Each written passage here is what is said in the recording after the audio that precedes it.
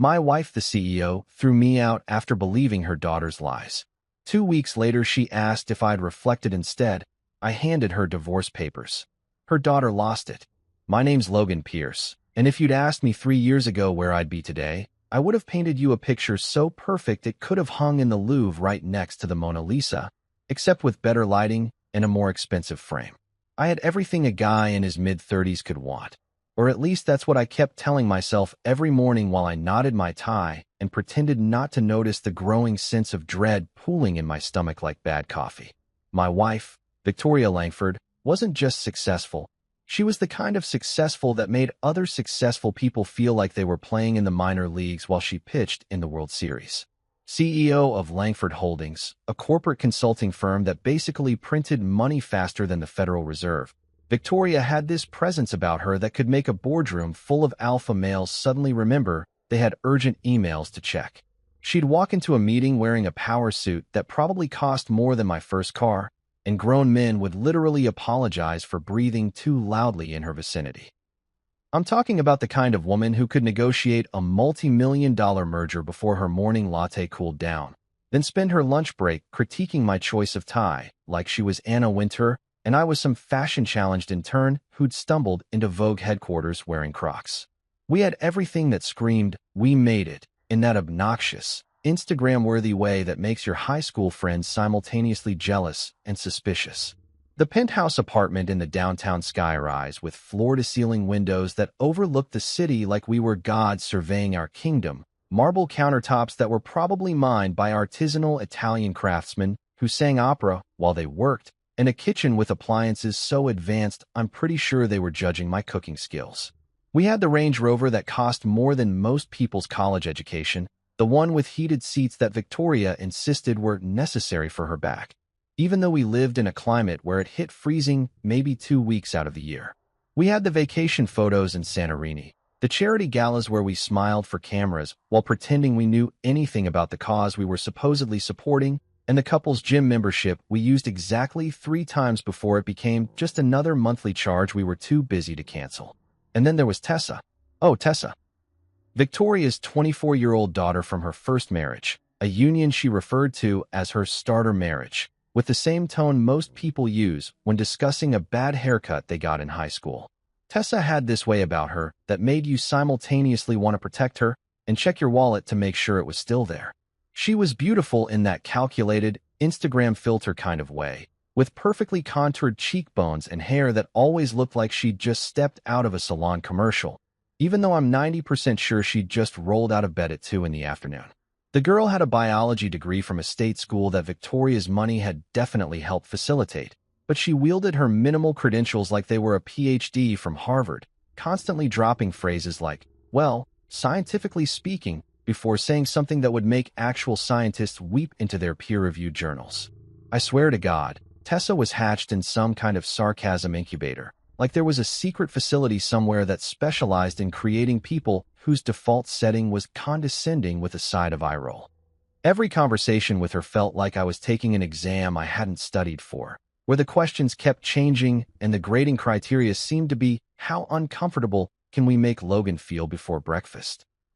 She had this talent for making even the most innocuous statement sound like a personal attack, like if I said, "nice weather we're having."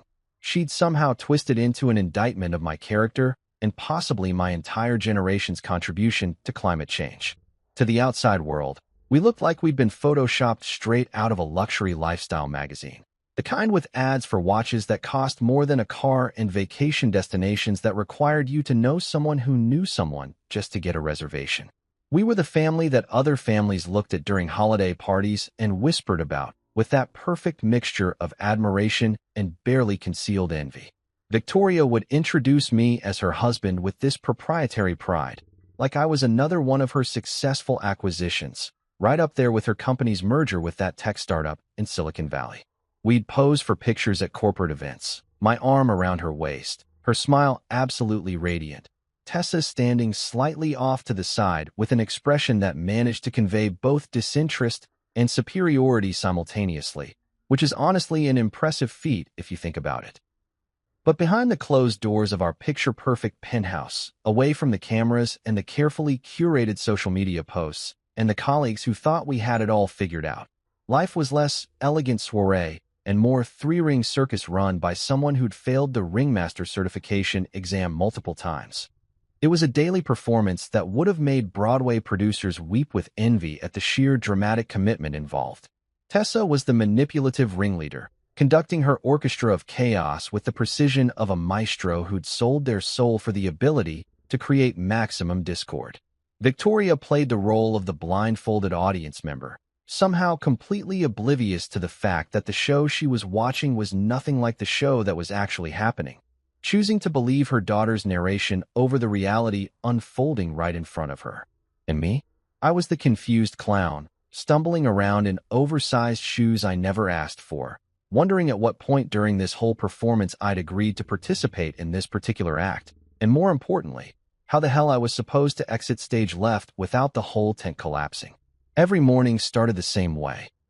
Victoria would be up at 5:30, already dressed and reviewing reports on her tablet before most people had hit snooze for the first time, while I'd shuffle into the kitchen trying to remember if coffee was supposed to taste this bitter or if that was just my life now. Tessa would emerge around noon, moving through the apartment like a ghost who was extremely disappointed in the haunting accommodations, trailing complaints about everything from the temperature of the air conditioning to the fact that we'd bought the wrong brand of organic oat milk, which apparently was a crime against humanity, and her very specific dietary requirements that changed every other week. Tessa Langford could turn a glass of water into a 5-act Shakespearean tragedy, complete with dramatic monologues, betrayal subplots, and at least 3 unnecessary costume changes. I'm talking about a level of drama that would make reality TV producers stand up and applaud while frantically taking notes for their next season.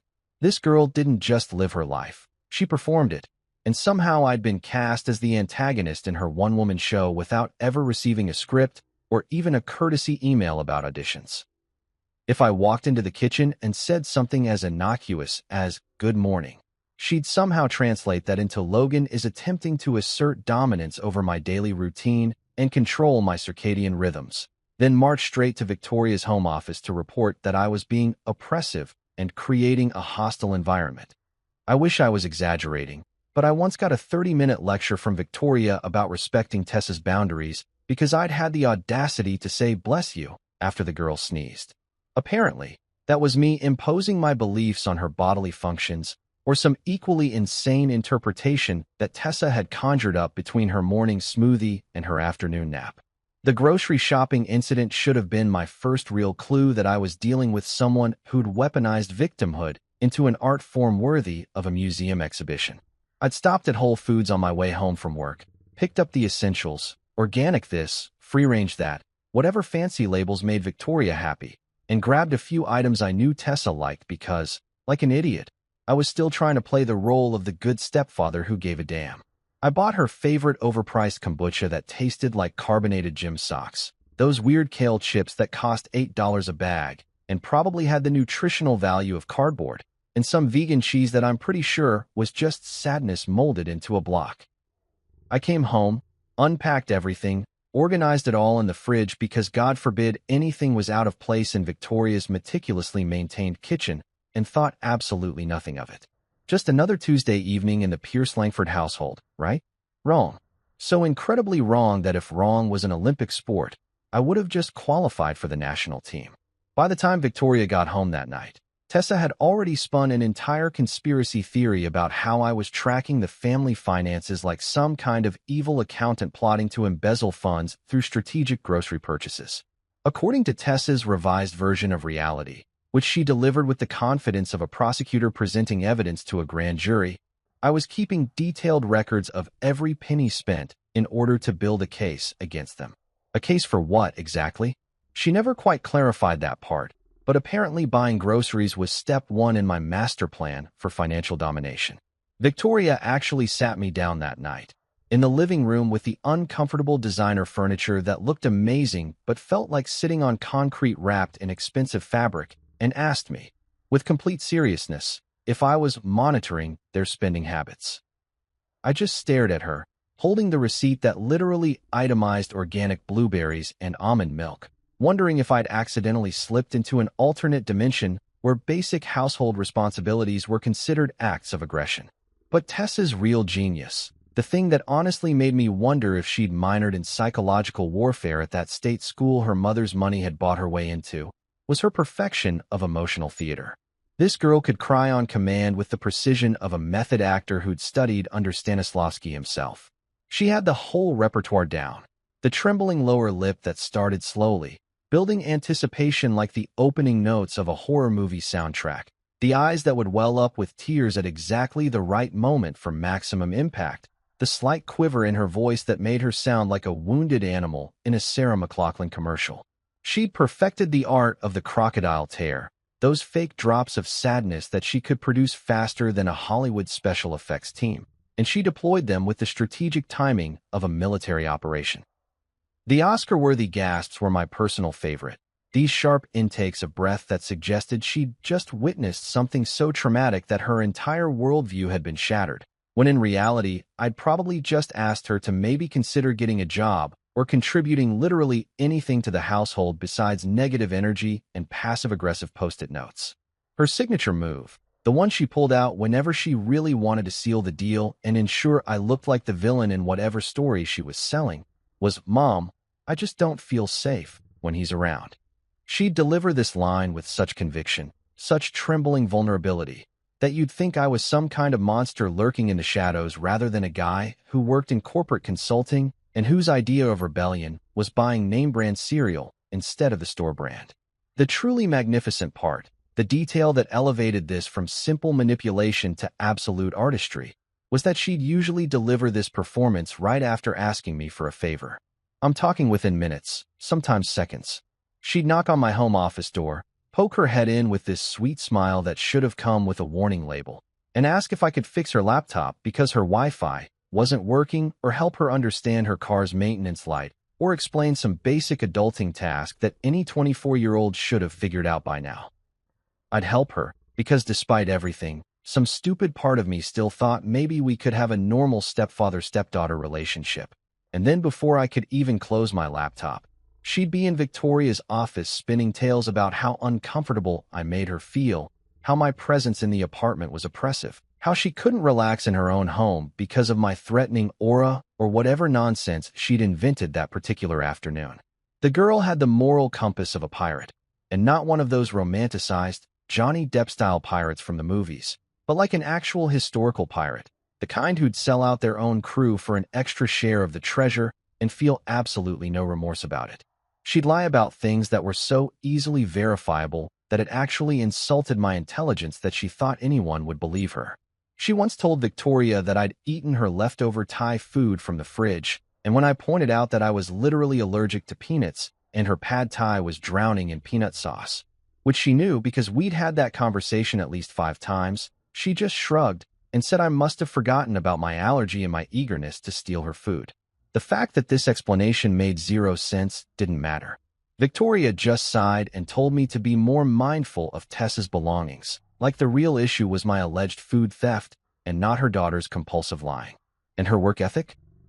Let me tell you about Tessa's work ethic, which could best be described as comparable to a decorative houseplant, but less useful because at least the plant produces oxygen. This was a girl who'd somehow managed to fail upward through life on her mother's money and her own ability to make excuses sound reasonable. She'd graduated college 2 years ago, barely, from what I'd pieced together from Victoria's carefully worded comments about alternative learning styles, and since then had cycled through exactly 0 jobs, 3 entrepreneurial ventures that never made it past the Instagram announcement phase, and about 7 different passion projects that mostly involved her buying expensive equipment and then abandoning it within a week. There was the photography phase, which resulted in Victoria buying her a camera that cost more than my monthly salary, followed by Tessa taking approximately 15 photos before deciding that the industry was too commercial for her artistic vision. Then came the fitness influencer era, complete with professional lighting setup and a ring light that now collected dust in the corner of her room, abandoned after she posted exactly 4 workout videos and got upset that she didn't immediately have 1 million followers.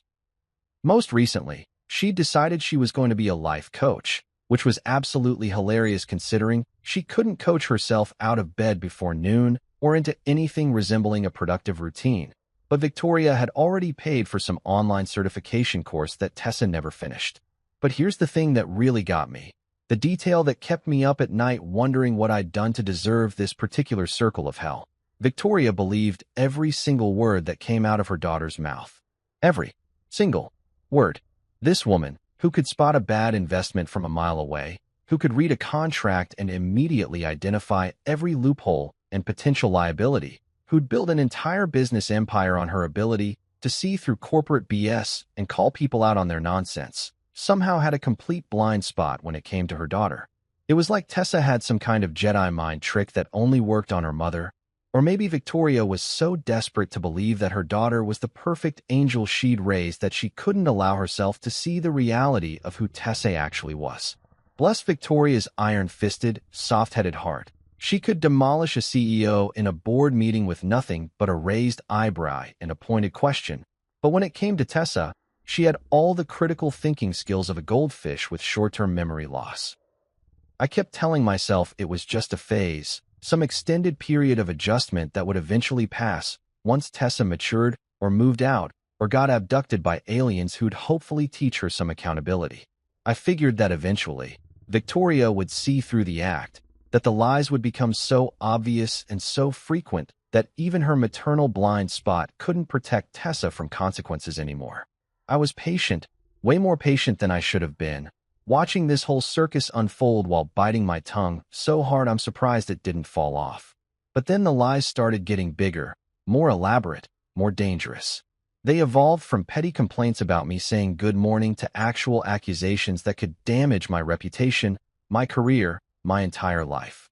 And suddenly, without ever auditioning for the role or even wanting a part in this twisted production, I became the villain in a movie I didn't even know was being filmed, complete with dramatic music and a plot that made absolutely no sense, but somehow everyone believed anyway. It started small, the way most disasters do, like a tiny crack in a dam that you don't notice until the whole thing collapses and you're drowning in water you didn't see coming. First, there was the missing money situation, which Victoria brought up one evening while we were supposedly having a relaxing dinner that felt about as relaxing as a root canal performed by a dentist with anger management issues. "Logan, did you take $500 from the household account?" she asked, not even looking up from her phone, where she was probably closing another $1 million deal while simultaneously destroying my peace of mind. I hadn't touched that account in weeks, maybe months, because honestly I'd learned early on that Victoria preferred to manage all the finances herself, treating our joint account like it was Fort Knox and I was a potential bank robber. Turns out, Tessa had withdrawn the cash for some emergency that she never quite explained, but somehow when Victoria's accounting-obsessed brain noticed the discrepancy, her daughter had already planted the seed that maybe, just maybe, I was being financially irresponsible. Then came the mysterious late-night calls, which apparently I was making to unknown numbers at 2 a.m. like some kind of secret agent conducting covert operations from our bedroom. Never mind that I was usually dead asleep by 11 because I actually had a job that required me to be functional during normal business hours, or that my phone records, which I offered to show Victoria multiple times, clearly proved I wasn't calling anyone except occasionally my mom and that one pizza place that stayed open late. But Tessa had heard me on the phone, whispering suspiciously, and isn't that interesting how I was being so secretive lately?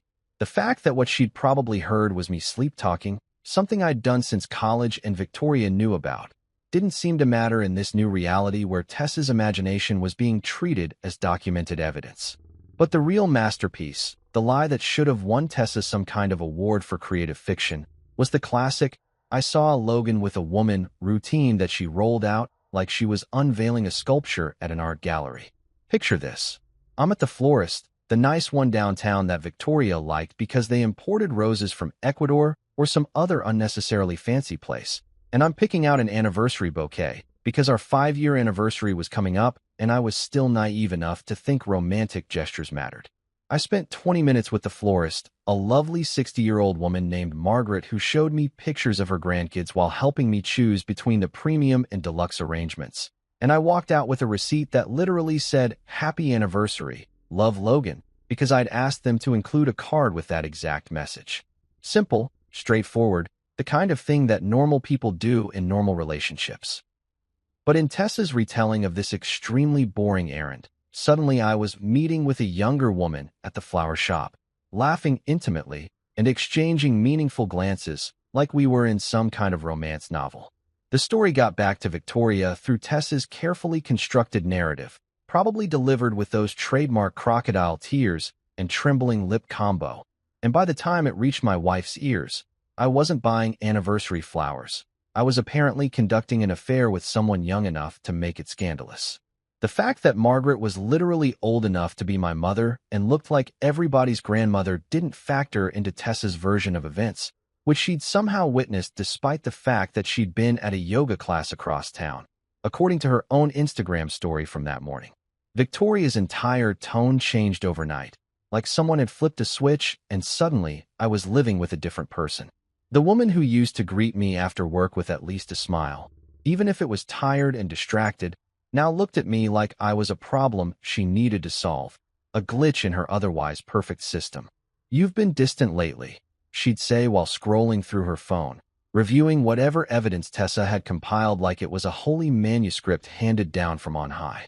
She'd squint at screenshots of text messages, my text messages, to my own friends and family, trying to find hidden meanings in conversations about fantasy football and whose turn it was to host Thanksgiving. "Who's Jessica?" she asked once, her voice sharp with suspicion. Jessica was my 50-year-old married coworker who I'd texted about a client meeting. But sure, let's make that into something sinister. The worst part was watching Victoria treat Tessa's fake evidence with more respect than she'd ever shown my actual explanations, diving into this manufactured mystery like she was Sherlock Holmes and I was Professor Moriarty. She had screenshots of my bank transfers, transactions I'd made weeks ago that Tessa had somehow obtained, probably by looking over Victoria's shoulder while she reviewed our accounts. Or maybe Victoria had just handed over access because God forbid she questioned her precious daughter's motives. And what were these suspicious transfers that apparently proved my infidelity and financial crimes? They were payments to a travel agency for a surprise anniversary trip to Italy, the romantic getaway I'd been planning for months, researching hotels in Tuscany and booking cooking classes in Florence because Victoria had mentioned once, 2 years ago, that she'd always wanted to go. Nothing says romance quite like your wife accusing you of money laundering over the vacation you booked to celebrate your marriage, right? By the time Victoria called a family meeting, which is corporate speak for your life is about to implode, I knew with absolute certainty that I was screwed. There's a particular tone that CEOs use when they're about to fire someone. This carefully controlled voice that's somehow both professional and devastatingly final. And Victoria had perfected it over years of crushing people's careers with the efficiency of a machine designed specifically for dream destruction. She sent me a calendar invite, an actual calendar invite, like I was some mid-level employee being called in for a performance review rather than her husband of 5 years. The meeting was scheduled for 7 p.m. on a Thursday, in our dining room, which we literally never used except for the occasional holiday dinner when Victoria wanted to impress her business associates with her ability to host like she'd stepped out of a Martha Stewart fever dream. I walked into that dining room knowing exactly what was coming but still hoping, like an idiot, that maybe Victoria would surprise me with a rare moment of rational thinking. Tessa was already sitting there, positioned at Victoria's right hand like some kind of evil advisor in a medieval court, sipping an oat milk latte that probably cost more than a reasonable person's lunch. She wasn't even trying to hide the smile playing at the corners of her mouth, that satisfied smirk of someone who'd just won a game that nobody else knew they were playing. She looked like she'd just hit the lottery, except instead of millions of dollars, her prize was my complete and total humiliation, which apparently was worth even more to her than cash. Victoria sat at the head of the table, because of course she did, in a power suit that screamed, "I'm about to ruin your day and feel nothing about it," with her tablet in front of her displaying what I could only assume was Tessa's carefully curated collection of lies, half-truths, and completely fabricated evidence. She didn't even wait for me to sit down before launching into her prepared speech, which she'd probably rehearsed in the mirror like she was presenting to the board. "Logan, I can't trust you anymore, she said in that CEO tone, the one usually reserved for firing senior executives who'd embezzled money or violated company policy in some spectacular fashion. There was no warmth, no hesitation, no acknowledgement of the 5 years we'd spent together or the life we'd supposedly built. Just cold, clinical dismissal, like I was a failed business venture that needed to be liquidated immediately. Pack your things, she continued. And honestly, those 3 words hit harder than any divorce papers could have. Just like that. No questions, no benefit of the doubt, no consideration for the possibility that maybe, just maybe, her pathologically lying daughter wasn't the most reliable source of information about my character. There was no "let's talk about this," or "help me understand," or even "I'm struggling with this, but let's try to work it out." Just a direct order delivered with the kind of finality that made it clear this wasn't a discussion. It was a decree, and I was expected to comply like a good little employee being escorted out by security. I tried reasoning with her, which in retrospect was absolutely the wrong move, like trying to negotiate with a brick wall or convince a shark not to bite you because you seem like a nice person. Victoria, if you just look at the actual evidence instead of Tessa's version of events, I started, but I barely got 6 words out before Tessa leaned in dramatically, her hand flying to her chest like she was clutching pearls in a Victorian novel. "See, Mom," she whispered, except it was that stage whisper that's specifically designed to be heard by everyone in the room. "He's getting aggressive. This is exactly what I was talking about. I don't feel safe right now." Aggressive? I was holding a throw pillow from the couch, the decorative kind that serves no actual purpose except to make furniture look more expensive, standing a solid 8 feet away from both of them. Unless throw pillows had suddenly been reclassified as dangerous weapons by some federal agency I hadn't heard about, I was about as threatening as a golden retriever puppy. But facts didn't matter anymore in this twisted reality where Tessa's feelings carried more weight than objective truth. Victoria's expression hardened even more, which I didn't think was physically possible, and she pointed toward the bedroom like she was a judge banishing me from the kingdom. I packed one suitcase, just one, grabbing whatever clothes I could fit and my laptop because at least I still had my job, even if my marriage was circling the drain faster than water in a high-powered toilet. I left behind the Italian leather shoes Victoria had bought me for my birthday, the watch her company had given me as a gift when we got married, the framed photos of us from vacations that apparently meant nothing now. I walked through that penthouse one last time, past the marble countertops and the designer furniture and all the expensive bullshit that was supposed to represent our successful life together, feeling absolutely nothing except a weird sense of relief that I couldn't quite explain.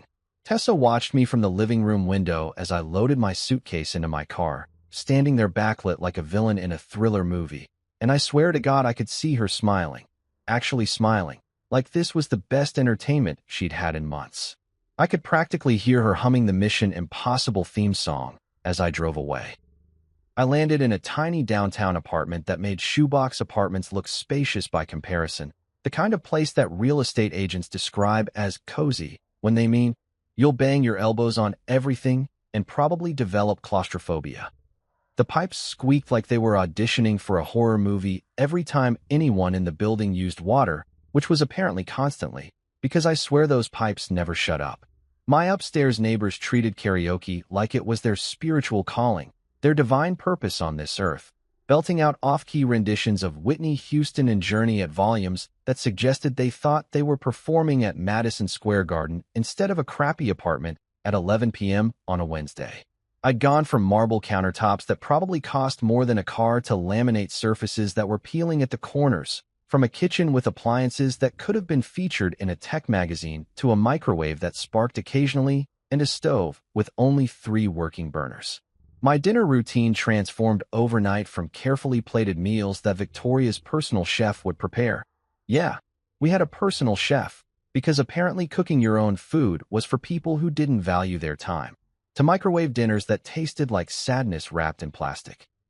I became intimately familiar with every variety of frozen meal available at the grocery store down the street, rating them on a scale of barely edible to I've tasted worse but can't remember when. The Salisbury steak was a solid "this might be food," while the chicken Alfredo was more of a "I'm pretty sure this violates the Geneva Convention." I went from a wardrobe full of custom-tailored suits to wearing the same 3 outfits on rotation, because who was I trying to impress in my apartment that smelled faintly of the previous tenant's life choices and possibly a dead rodent somewhere in the walls? But here's the thing that nobody tells you about hitting rock bottom. Sometimes rock bottom is actually kind of liberating, like jumping out of a plane and realizing that falling isn't nearly as terrifying as you thought it would be. Something strange happened in that cramped apartment with its squeaky pipes and karaoke-obsessed neighbors and kitchen appliances that seemed held together by prayers and outdated safety standards. I felt free. Actually, genuinely free in a way I hadn't felt in years. Maybe ever since I'd married Victoria and entered her world of carefully curated perfection where everything had to look right and feel right and photograph well for social media. There were no more fake smiles required. No more pretending to care about which wine paired best with which cheese at dinner parties full of people who measured their self-worth in stock portfolios. No more lectures about brand image and how my choice of casual Friday attire might reflect poorly on Victoria's reputation, as if my decision to wear khakis instead of dress pants would somehow tank Langford Holdings' quarterly earnings. And God, no more Tessa. No more self-appointed life coach in designer pajamas that cost $300 pretending to be family while actively working to destroy my marriage from the inside out. No more walking on eggshells wondering if saying good morning would somehow be interpreted as a microaggression. No more having my every action scrutinized and translated into evidence of my apparent moral failings. The absence of her constant presence, her manufactured drama, her crocodile tears and Oscar-worthy performances felt like someone had removed a weight I'd been carrying so long I'd forgotten what it felt like to stand up straight.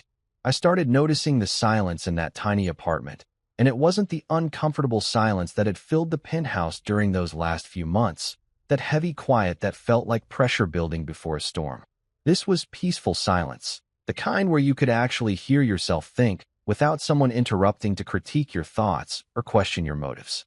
I spent my days working remotely from my makeshift home office, really just the kitchen table with my laptop and a lamp I'd bought from Target for $20. And my nights eating cereal straight from the box like an absolute rebel, standing in my kitchen at midnight in my boxers because I could, because there was nobody there to tell me it was inappropriate or violated some unspoken rule of civilized behavior. Sure, the fridge leaked, leaving a small puddle on the floor that I had to mop up every morning. And yes, the building's landlord seemed to operate on the principle that maintenance requests were more like suggestions he could ignore indefinitely. My couch, which came with the furnished apartment and had definitely seen better days, smelled suspiciously like regret mixed with the lingering scent of whoever had lived here before me.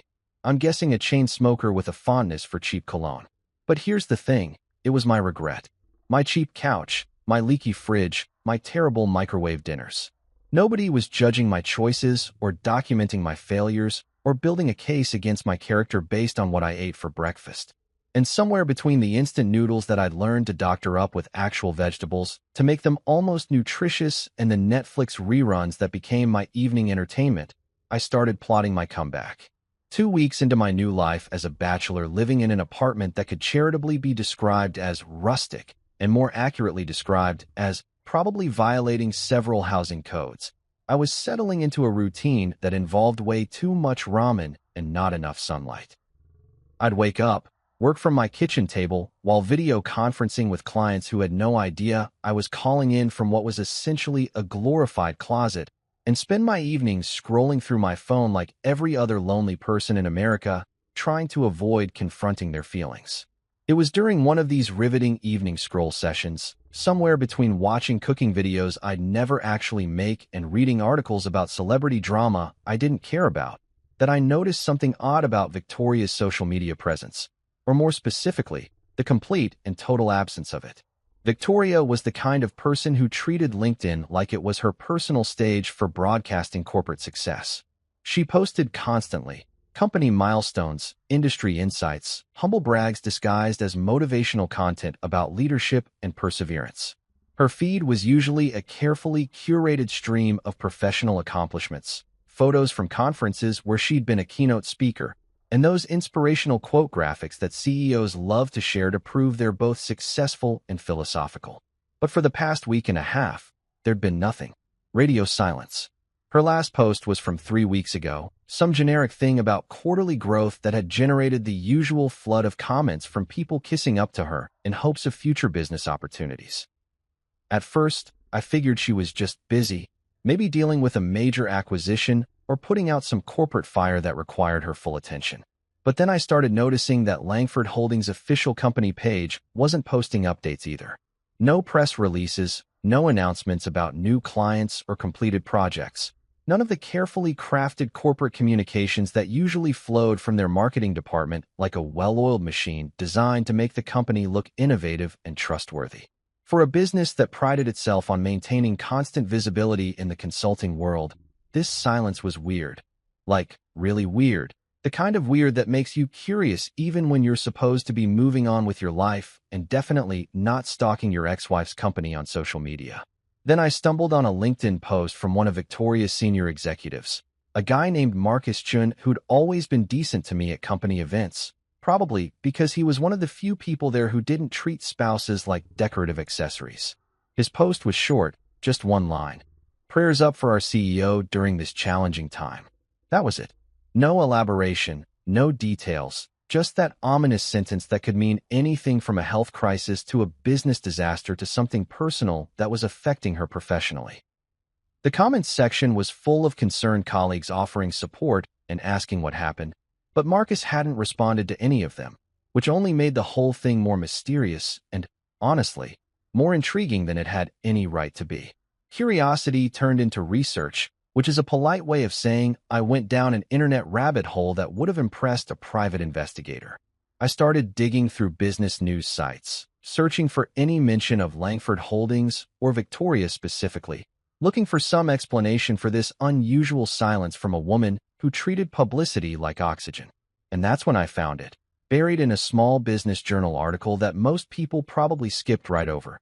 A brief mention that Langford Holdings was undergoing an internal audit due to financial irregularities discovered in their accounts. Financial irregularities. That's corporate speak for someone's been doing something shady with the money, and we're trying to figure out what the hell happened before the feds get involved. My brain immediately went to the obvious conclusion, Tessa. It had to be Tessa. That girl had the financial responsibility of a drunk sailor on shore leave combined with the entitlement of someone who'd never heard the word no in any meaningful context.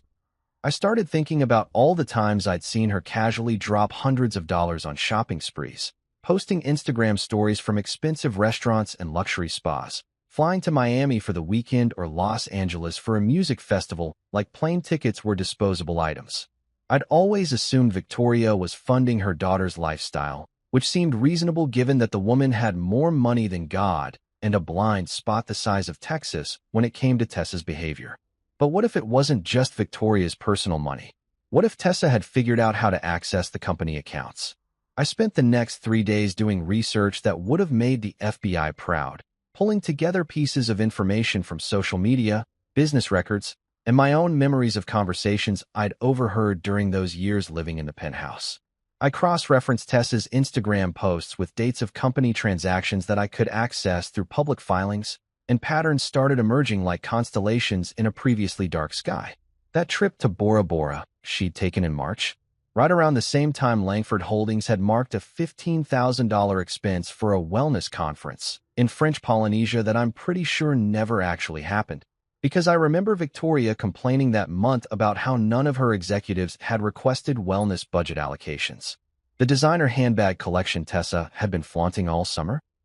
Those purchases lined up perfectly with corporate expenses labeled as client entertainment and relationship-building investments, which is a creative way to describe buying yourself Gucci. But the real smoking gun, the piece of evidence that made me actually laugh out loud in my crappy apartment at 2 a.m, was a series of payments to a consultant named DJTA. Yes, with a $sign instead of an S, because apparently Tessa thought she was living in a rap video from 2003. I did some digging. Okay, fine, I did a lot of digging, borderline obsessive amounts of digging, and discovered that DJT was Tessa's stage name for her brief attempt at becoming a DJ/music producer, a career phase that lasted approximately 6 weeks, and produced exactly 0 actual music. But during those 6 weeks, DJ Tidalare had invoiced Langford Holdings for consulting services totaling over $50,000. Consulting services. This girl who couldn't consult her way out of a paper bag, who'd once asked me if Wi-Fi had calories because she was worried about her digital detox diet, had somehow convinced someone, probably herself using her mother's access, to pay her tens of thousands of dollars for imaginary work. I kept digging, and the rabbit hole just got deeper and more ridiculous. Personal shopping sprees at Nordstrom coded as client entertainment in the company books, as if Tessa was entertaining clients by showing them how to max out a credit card in under an hour. First-class plane tickets to fashion weeks in New York and Paris labeled as industry research and trend analysis, which would have been almost believable if Langford Holdings had anything to do with fashion instead of corporate consulting. Spa retreats marked as executive wellness initiatives that only one executive, spoiler alert, it was Tessa, who wasn't actually an executive, ever attended. Hotel suites and five-star resorts categorized as remote work facilities, even though Tessa didn't work remotely or otherwise, unless you counted posting selfies as a full-time job, which apparently she did. The same kid who'd once asked me, with complete seriousness, if microwaves worked using the same technology as cell phone towers because she'd read something on a wellness blog about electromagnetic frequencies, was now running what was essentially a one-woman embezzlement operation. The girl who couldn't figure out how to file her own taxes or understand why her credit card had a payment due date was somehow sophisticated enough to funnel corporate money into her personal accounts through fake invoices and creative expense coding. It would have been impressive if it wasn't so completely illegal and morally bankrupt, like watching someone fail upward through sheer audacity and access to other people's money. I compiled everything into a folder on my laptop, screenshots, transaction records, matching Instagram posts with company expenses, the works. I even found the LLC registration for DJ Tidalare Entertainment Consulting, which listed Tessa as the sole owner and had been created approximately 3 days before the first invoice to Langford Holdings. The address on the registration? The penthouse. My old address. The same apartment I'd been kicked out of for supposedly being untrustworthy. The irony was so thick you could cut it with a knife and serve it at one of those fancy dinner parties Victoria used to host. In total, I estimated Tessa had siphoned somewhere around $480,000 from her mother's company over the past 18 months. Almost $500,000 gone, spent on absolutely nothing of value unless you counted Instagram clout and a closet full of designer clothes as valuable investments in one's future. I spent the next 4 days living like a man possessed, except instead of being possessed by demons, I was possessed by spreadsheets, bank records, and an overwhelming desire for justice that probably wasn't healthy, but felt absolutely necessary for my mental survival. My crappy little apartment transformed into something that looked like a detective's office in a crime thriller, except instead of a corkboard with red string connecting clues, I had my laptop, 3 notebooks full of dates and transactions, and approximately 47 browser tabs open simultaneously because I kept finding new threads to pull on this sweater of fraud that Tessa had knitted herself. I barely slept, running on coffee that tasted like burnt rubber and spite, which honestly is a surprisingly effective fuel combination when you're motivated by the prospect of watching your manipulative stepdaughter face actual consequences for once in her privileged life. The receipts I gathered were absolutely beautiful in their damning clarity. I had screenshots of Tessa's Instagram stories geotagged from a luxury resort in the Maldives, posted on the exact same dates that Langford Holdings had paid $15,000 to something called Pacific Consulting Group for a 3-day strategic planning retreat. Spoiler alert, Pacific Consulting Group didn't exist, or at least not in any legitimate business registry I could find, and the address listed on the invoice led to a UPS store in a strip mall. I had credit card statements, obtained through some creative searching of documents Victoria had once shared with me when we were doing our taxes together, back when she still trusted me with financial information, showing purchases at Chanel, Louis Vuitton, and Prada on the same days that the company recorded client appreciation gifts and relationship maintenance expenses. Unless Langford Holdings was suddenly in the business of gifting clients $1,000 handbags, which seemed like a really inefficient way to maintain professional relationships, Tessa was literally shopping on the company dime and not even trying to hide it. But my favorite piece of evidence, The crown jewel of this investigation that made me actually fist pump the air like I'd scored a touchdown was a series of Venmo transactions that Tessa had apparently forgotten were visible to friends on the app. You know how Venmo has that social feed feature that shows what your friends are paying each other for, usually with cute emoji-filled descriptions? Well, Tessa had been using Venmo to pay herself from various accounts, and because she was apparently both a criminal and an idiot, she'd left the transactions public with descriptions like reimbursement for business stuff, nail polish sparkles, and paying myself back for that meeting, money mouth face.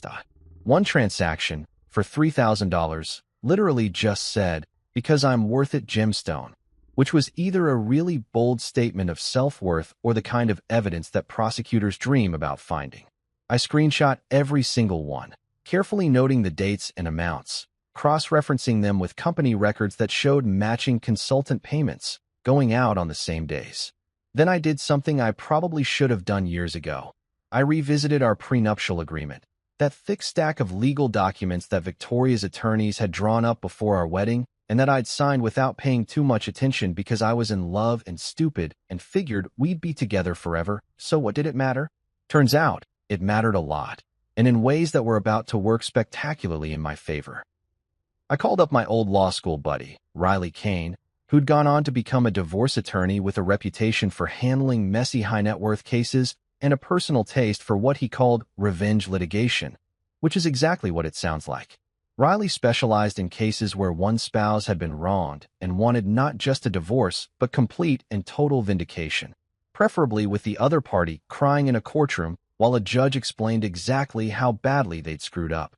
We met at a coffee shop downtown, one of those hipster places where the baristas had doctoral degrees in coffee science or whatever they called their training, and I brought my laptop with all the evidence I compiled plus a printed copy of the prenup that I'd highlighted and annotated like I was studying for the bar exam. Riley ordered some complicated espresso drink that required the barista to use approximately 7 different pieces of equipment, and I just got a black coffee because I was too wired on adrenaline to care about fancy beverages. When I opened my laptop and started showing him what I'd found, walking him through the timeline of Tessa's fraud and the corresponding deterioration of my marriage, Riley started laughing. Not a polite chuckle, but a full-on belly laugh that made other customers turn and stare, the kind of laugh that suggested he was witnessing something so absurd it transcended normal human experience. "Logan," he said, once he'd composed himself enough to speak without giggling, "this isn't a divorce case. This is a jackpot with legal paperwork." He pointed at a specific clause in the prenup, Section 7, Paragraph 3, Subsection B, because lawyers apparently believe that nothing is official unless it's buried under at least 3 layers of categorization. The clause stated, in that special language that attorneys use to make simple concepts sound complicated, that if the marriage ended due to demonstrable irrational behavior by either party, including but not limited to unfounded accusations, baseless termination of the marital relationship, or actions taken without reasonable investigation of facts, then the prenup's standard asset division would be modified in favor of the wrong party. Basically, if Victoria kicked me out based on lies without bothering to verify the truth, I was entitled to a significantly larger settlement than the standard 50-50 split. But it got better. There was another clause, one that Victoria's lawyers had probably included thinking it would protect her, that stated any fraud or financial misconduct by immediate family members that directly impacted the marriage could be grounds for additional damages if the affected spouse could prove they'd attempted to address the situation and were ignored. Riley looked at me with the expression of a kid on Christmas morning who'd just unwrapped the exact present he'd been hoping for. "Do you realize what this means? If you can prove that you tried to tell Victoria about Tessa's behavior and she dismissed you, and that Tessa's actions directly led to your marriage ending, you're not just getting a fair divorce settlement. You're potentially looking at compensatory damages for emotional distress and reputational harm." We spent the next 3 hours going through everything, organizing the evidence into a coherent narrative that even the most skeptical judge would have to acknowledge. Riley kept making notes, occasionally pausing to shake his head in amazement at the sheer audacity of Tessa's fraud or the depth of Victoria's willful blindness. "I've seen some messy divorces," he told me as we wrapped up, gathering the documents into a folder that was starting to look impressively official, But this is special. This is the kind of case that lawyers talk about at conferences. Your stepdaughter basically wrote your winning lottery ticket and didn't even realize it. That night, I went back to my apartment feeling something I hadn't felt in months. Actual, genuine hope mixed with the kind of anticipation you get right before something major is about to happen. My phone buzzed around 9 p.m., and I nearly dropped it when I saw Victoria's name on the screen. The text was short, just 4 words that somehow managed to be both condescending and pathetic. Have you reflected? Like I was a child who'd been sent to timeout and was now expected to apologize for misbehaving. Like the past few weeks of exile were supposed to have broken me down into someone willing to come crawling back and beg for forgiveness for crimes I hadn't committed. I stared at that text for a solid 5 minutes, thinking about how I would have responded 3 weeks ago. Apologetic, explanatory, desperate to make her understand. But that version of Logan was gone, replaced by someone who'd done his homework and knew exactly what cards he was holding. I typed back a response that was probably the most satisfying 6 words I'd ever written. More than you know. Let's talk.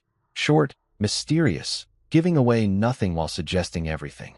Victoria responded within seconds, which told me she was more rattled than she wanted to admit.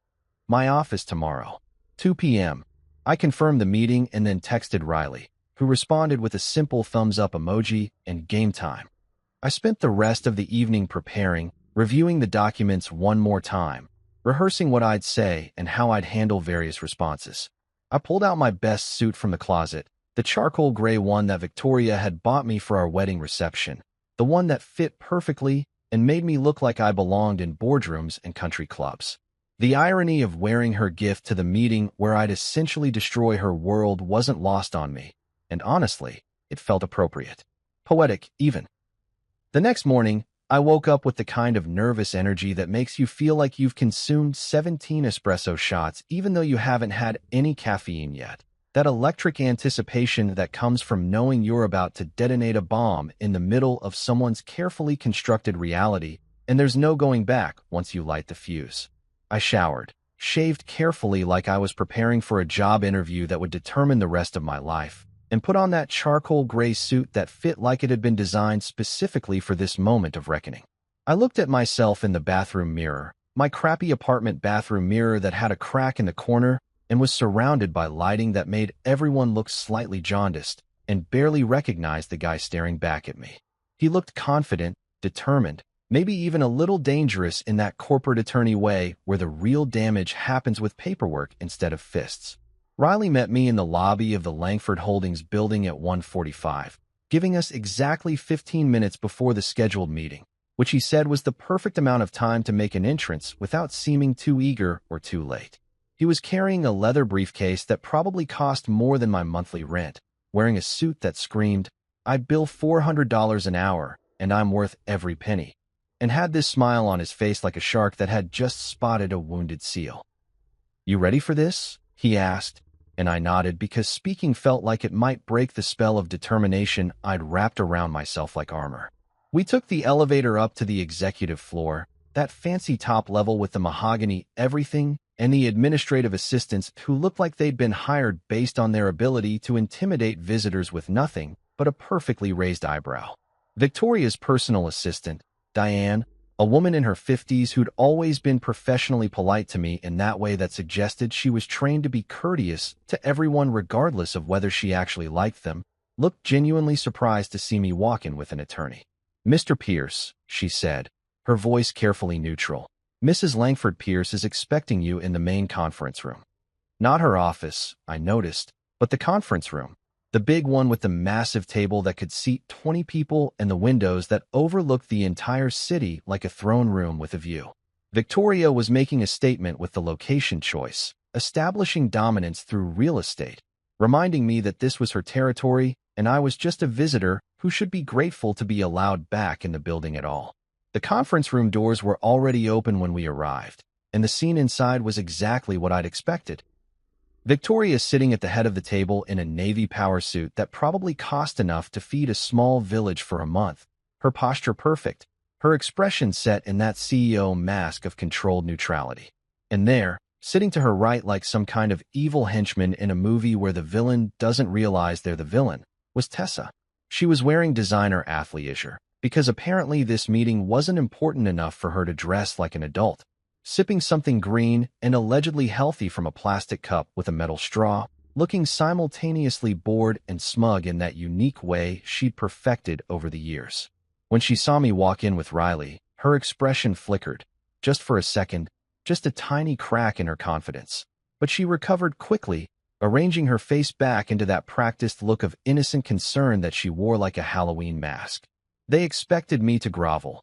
That much was obvious from the way they were positioned, from Victoria's stern expression that suggested she was prepared to listen to my apology with the patient tolerance of a teacher dealing with a particularly slow student. They probably had a whole script planned out in their heads. I'd beg for forgiveness, promise to do better, maybe cry a little to show I was properly remorseful, and then Victoria would graciously allow me back into the fold with new rules and restrictions that would make me basically a prisoner in my own marriage. It would have been a beautiful plan if I'd been the same desperate guy who'd packed his suitcase 3 weeks ago and left with his tail between his legs. Instead, I smiled. A real smile, not the fake ones I'd been wearing for years, and walked confidently to the opposite end of the table, Riley flanking me like a well-dressed bodyguard. I opened my briefcase with the kind of deliberate slowness that movie villains use when they're revealing their master plan, pulled out the divorce papers that Riley had prepared, and slid them across that expensive conference table with enough force that they glided perfectly to stop right in front of Victoria. The sound of paper sliding on polished wood was the only noise in the room for about 3 seconds, which felt like 3 hours, and I savored every millisecond of the silence before speaking. "Here's what reflection looks like," I said, my voice steady and clear, channeling every corporate presentation I'd ever given, except this time I was actually invested in the outcome instead of just trying to make it through another client meeting. You could actually hear the air leave the room, like someone had opened an airlock and all the oxygen got sucked out into space. Victoria's hand froze halfway to the papers, her perfectly maintained composure cracking just slightly around the edges. Tessa's jaw literally dropped. I'm talking full cartoon character shock, mouth open wide enough that I could see her tongue piercing that Victoria probably didn't know about. Like gravity had suddenly increased, and her facial muscles couldn't handle the strain. Her green smoothie slipped from her hand and hit the table with a dull thud, the lid popping off and sending health-conscious liquid spreading across the surface like a metaphor for her life spinning out of control. But I wasn't done. Not even close. I pulled out the second folder, the thick one that Riley and I had organized the night before with dividers and highlighted sections and sticky notes marking the most damning pages, and dropped it next to the divorce papers with a satisfying thump that echoed in the silent room. "And this," I continued, opening the folder to reveal the first page of financial records, "is a detailed report linking Tessa to $480,000 in unauthorized spending from Langford Holdings corporate accounts over the past 18 months. Luxury handbags coded as client gifts, private jets labeled as business travel, spa retreats marked as executive wellness programs, and my personal favorite, payments to a fake consulting company called DJ Thalare Entertainment, which I'm sure you'll be shocked to learn is owned and operated by your daughter, registered to our former address, and has provided exactly 0 hours of actual consulting services." I paused for dramatic effect, channeling every courtroom drama I'd ever watched, every movie scene where the hero finally gets to confront the villain with undeniable evidence. "So tell me, Victoria, was this part of Langford Holdings' official corporate wellness program? Because if so, you might want to review your definition of wellness with the IRS and possibly the FBI, since I'm pretty sure fraud therapy isn't a recognized medical treatment." The sarcasm in my voice could have cut glass, could have etched patterns into the expensive windows, could have stripped paint off walls. Riley made a small coughing sound that I recognized as suppressed laughter, and I felt a surge of satisfaction that made all those nights in my crappy apartment eating ramen and compiling evidence absolutely worth it. Tessa exploded like a bottle of champagne that had been shaken too hard and finally lost its cork. She shot up from her chair so fast it rolled backward and hit the wall, her face turning red in splotchy patches that clashed terribly with her designer athleisure. "You can't do this," she screamed, her voice hitting notes that probably registered on seismographs in neighboring states. "This is insane. You're ruining our lives. You're making all of this up because you're bitter and pathetic and you can't handle that Mom finally saw through your manipulation. The projection in that statement was so thick you could serve it as pudding at a dessert buffet. She was literally describing herself while pointing fingers at me, which would have been funny if it wasn't so perfectly on brand for her complete lack of self-awareness. "Oh no," I said, maintaining that calm tone that I knew would infuriate her even more, because nothing makes crazy people angrier than someone refusing to match their energy. "I'm not making anything up. Every transaction is documented. Every receipt is real. Every invoice is in your handwriting or sent from your email address. I'm not ruining your life, Tessa. I'm just highlighting your absolutely terrible budgeting skills and your apparent belief that corporate embezzlement is a viable career path. Though I have to say, DJT$, really? The $sign is a nice touch. Very 2003. Very, I learned about business from watching MTV Cribs." Victoria's hands trembled as she picked up the financial report, her perfectly manicured fingers, nails done in that expensive neutral shade that wealthy women favor because apparently bright colors are too pedestrian, leaving slight indentations on the pages as she gripped them harder than necessary. I watched her eyes scan the first page, then the second, moving faster as she flipped through the documentation that Riley and I had organized with the precision of prosecutors building a case for a grand jury. Her face, usually so controlled and composed that it could have been carved from marble by some Renaissance sculptor specializing in intimidating businesswomen, went through about 17 different shades of pale, starting at concerned and progressing rapidly through horrified and landing somewhere around, "I'm going to be sick on this expensive conference table." The realization was hitting her in real time, and watching it unfold was like watching a building collapse in slow motion. You could see each floor crumbling, each support beam failing, the whole structure coming down piece by piece until there was nothing left but rubble and regret. She looked at a page documenting a $20,000 payment to T$A Consulting for brand strategy services dated exactly 3 days after Tessa had posted Instagram stories from a beach in Turks and Caicos with captions like "Manifesting Abundance Sparkles Water Wave" and "Treating Myself because I Deserve It Nail Polish." Then Victoria flipped to another section showing credit card charges at Bergdorf Goodman, totaling $8,000 on the same day the company books showed an expense for client appreciation gifts, except there were no clients listed as recipients and the items purchased, according to the itemized receipt I'd managed to obtain through some creative research, were all in Tessa's size. "Tessa," Victoria finally said, her voice coming out strangled and thin, nothing like her usual commanding tone that could silence a room full of arguing executives. "Tell me this isn't true. Tell me right now that this is some kind of mistake, some accounting error, some misunderstanding that we can clear up." It wasn't really a question, though. It was a plea, a desperate last-ditch attempt to maintain the illusion she'd built around her daughter, the fantasy that Tessa was just a misunderstood young woman finding her way in the world rather than a spoiled criminal who'd been systematically stealing from her own mother's company while simultaneously destroying her mother's marriage for fun.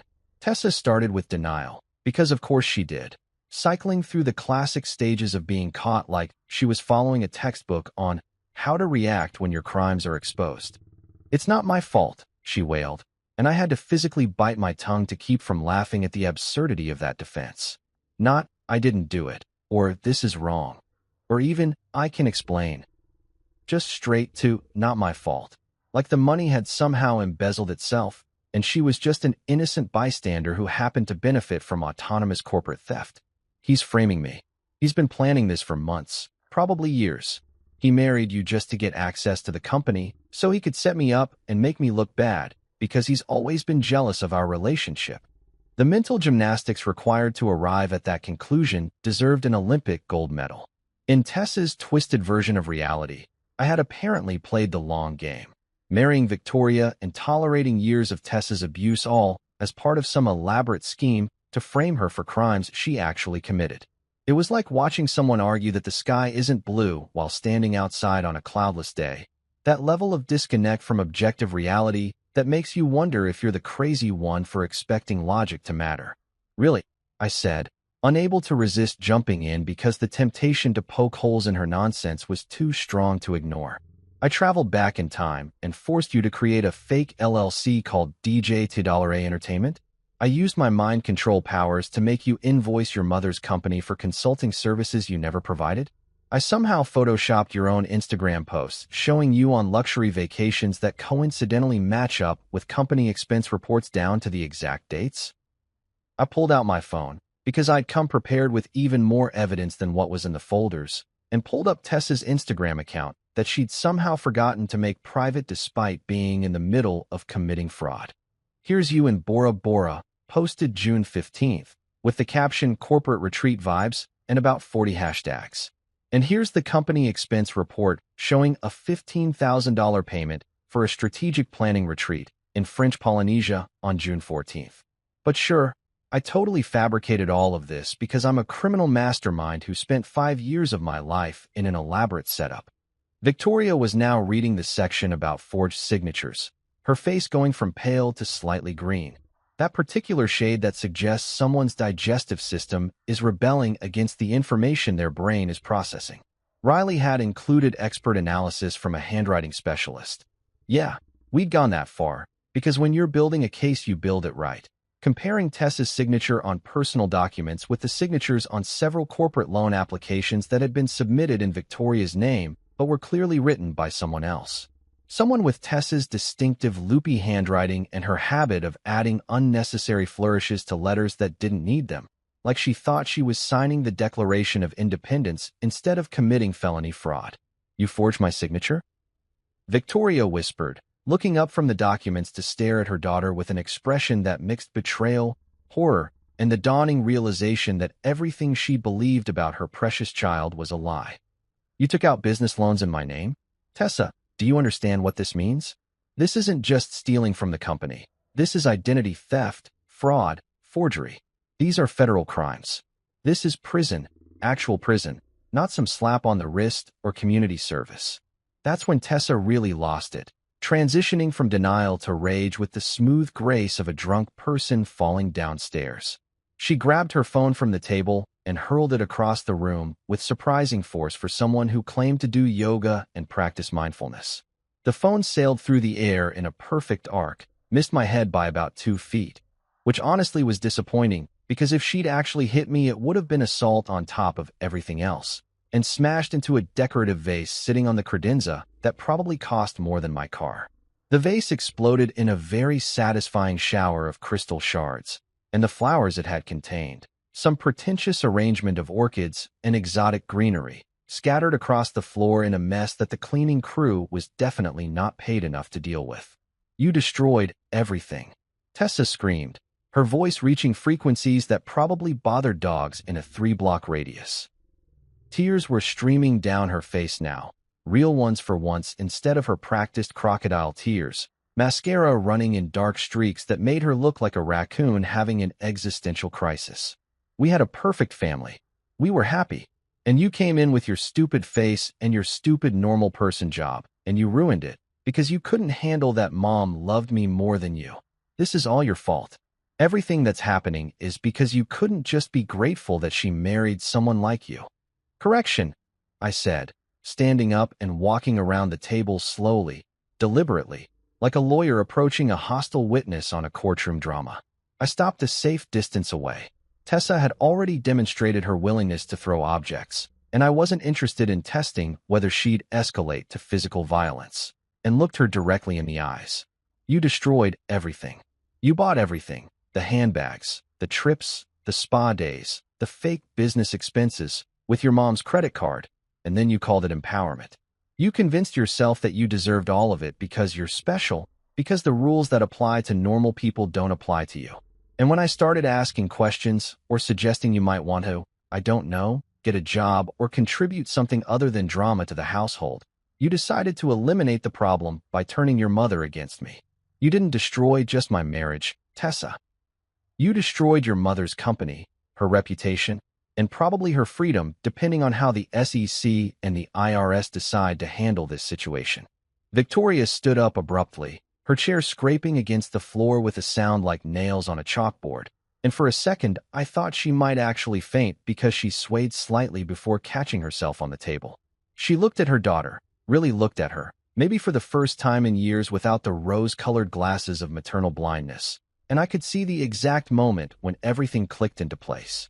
All the little inconsistencies she'd probably noticed and dismissed, all the times Tessa's stories hadn't quite added up, but Victoria had chosen to believe them anyway.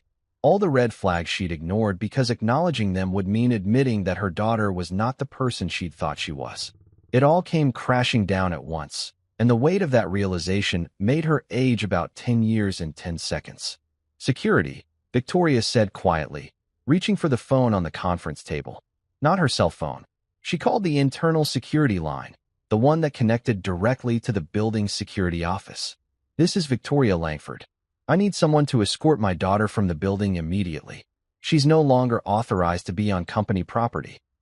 Her voice was completely flat, emotionless, the tone of someone who'd gone past shock and landed in that numb place where you're just going through the motions because your brain can't process any more information.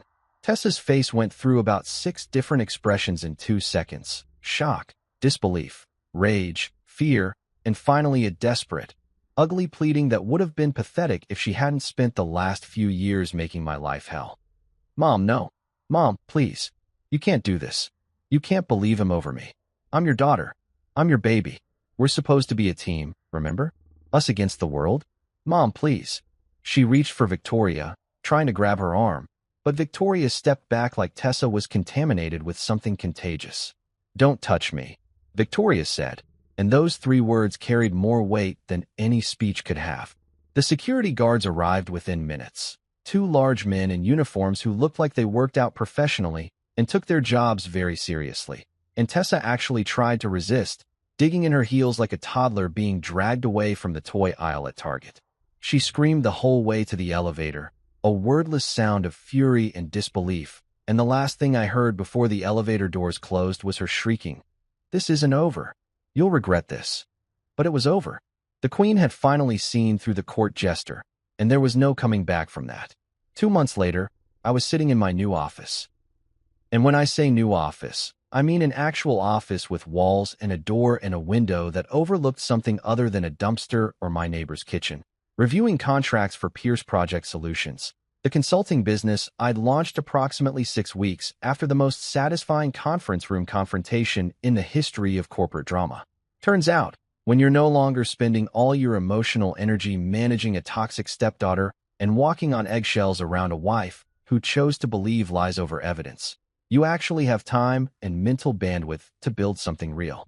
Something that was mine, built on my own reputation and skills rather than riding on Victoria's coattails or playing the role of supportive husband in her corporate empire. The divorce had been finalized 3 weeks ago, and thanks to that beautiful prenup clause that Victoria's lawyers had included thinking it would protect her, I'd walked away with a settlement that was significantly more generous than a standard 50-50 split.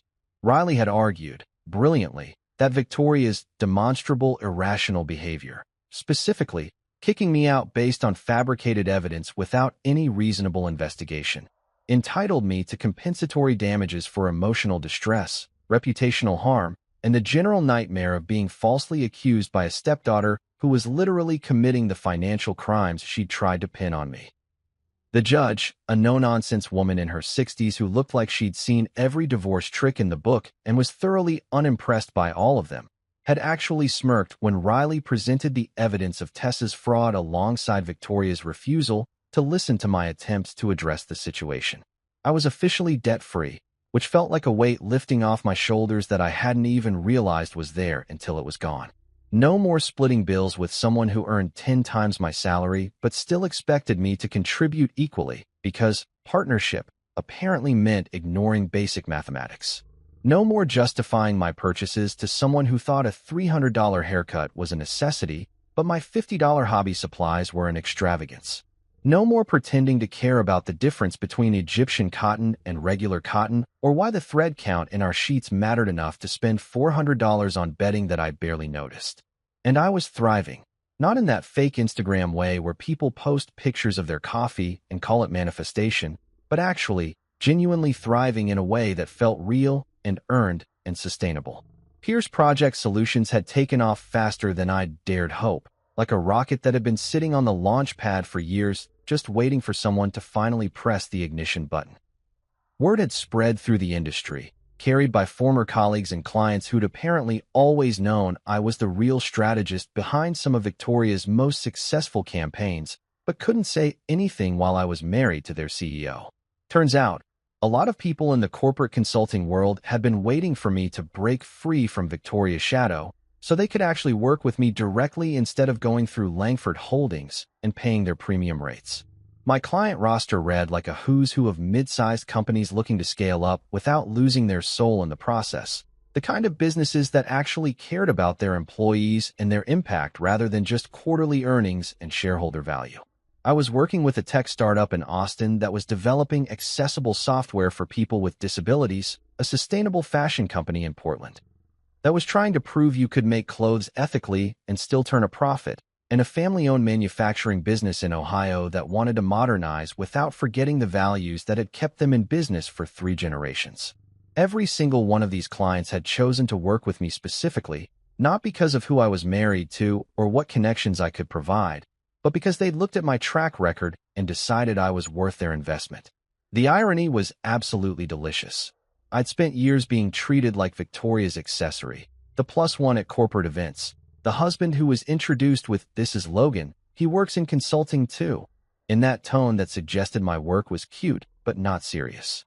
Now I was getting calls from companies asking if I had availability, if my rates were negotiable, if I'd consider taking on projects that the big firms had quoted at triple my prices. My calendar was booked solid for the next 4 months, and I'd had to hire an assistant, a sharp recent graduate named Marcus who was organized enough to make Victoria's executive team look amateur, just to manage the scheduling and client communications. Meanwhile, Langford Holdings was collapsing like a house of cards in a wind tunnel, and I wish I could say I felt bad about it, but that would be lying, and I'd spent enough time living in a reality distorted by lies to ever want to contribute to that again. The federal investigation that had started as a quiet internal audit had exploded into a full-scale probe involving the SEC, the IRS, and probably several other government agencies with intimidating acronyms. Tessa's fraud had exposed deeper problems in the company's financial oversight. Apparently, when your CEO is too busy building an empire to notice her daughter is embezzling $500,000, there are probably other accounting issues that got overlooked too. Victoria had been forced to step down as CEO while the investigation proceeded, replaced by an interim leadership team that immediately started finding more irregularities in the books, more unexplained expenses, and questionable transactions that may or may not have been related to Tessa, but definitely weren't helping the company's case. The penthouse, that marble countertop, floor-to-ceiling window symbol of everything Victoria had built, went on the market at a price that made real estate agents salivate and regular people laugh at the absurdity of luxury housing costs. Victoria had to sell it to cover legal fees and start rebuilding her savings after the company's collapse tanked her personal net worth faster than a stock market crash in a disaster movie. I'd driven by the building once, just out of curiosity, and seen the for sale sign in the lobby directory. I didn't feel triumphant or vindicated or any of those emotions you're supposed to feel when your ex loses everything. Mostly I just felt tired, like I'd been carrying something heavy for a long time and had finally set it down, and now my muscles were remembering what it felt like to relax. Tessa's situation was even more poetic, if poetry involves federal prison sentences and plea bargains. She'd been arrested 6 weeks after our conference room showdown, charged with wire fraud, identity theft, money laundering, and about 7 other crimes that each carried serious prison time. Her lawyer, paid for by Victoria in one last desperate act of maternal loyalty, had tried to argue that she was young and naive and didn't understand the consequences of her actions, which might have worked if there wasn't documented evidence of her creating fake companies, forging signatures, and systematically stealing from her mother's business over an 18-month period. You don't accidentally commit fraud for a year and a half. The judge, a different one from my divorce proceedings, but equally unimpressed by entitled rich kids who thought rules didn't apply to them, had sentenced her to 6 years in federal prison with no possibility of parole before serving at least 4. 6 years. Tessa, who'd never experienced a real consequence in her entire 24 years of existence, who'd been bailed out of every problem and rescued from every mistake, was going to spend the next chunk of her life in a place where designer athleisure wasn't an option and your Instagram posts had to wait until visiting hours. The news had spread through our mutual social circles faster than gossip at a high school reunion, and apparently Tessa's influencer friends had mostly abandoned her, because nothing kills your brand faster than being a convicted felon.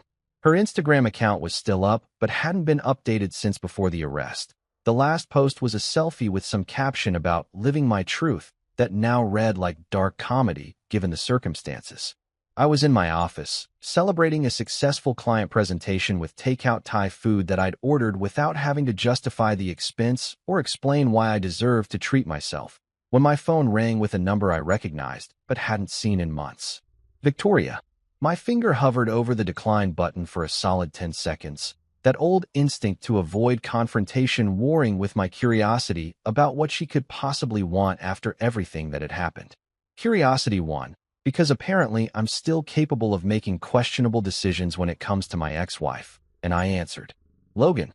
Her voice sounded different, smaller, somehow, lacking all that CEO confidence and authority that used to fill every syllable.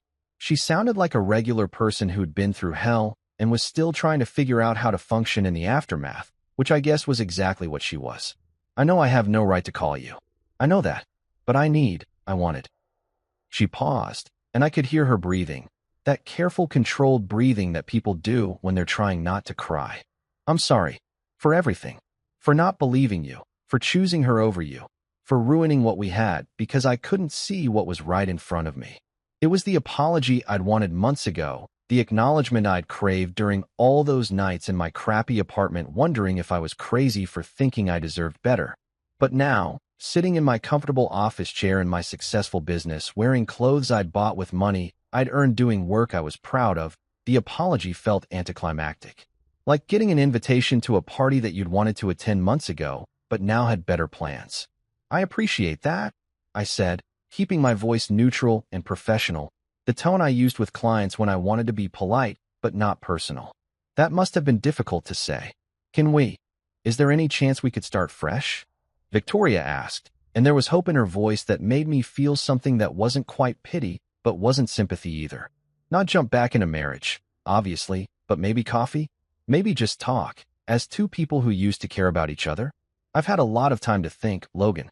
A lot of time to realize what I lost and what I chose instead, and Sure, I interrupted, not because I wanted to rekindle anything, but because the opportunity was too perfect to pass up. We can start fresh. As colleagues on LinkedIn, I'll send you a connection request. If you ever need consulting services for whatever business venture you build next, Pierce Project Solutions offers competitive rates, and I'm told my references are excellent. There was silence on the other end, the kind of silence that speaks volumes about expectations crashing into reality.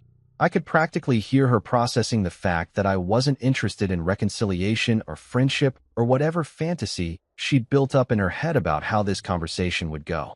You're serious, she finally said, and it wasn't really a question.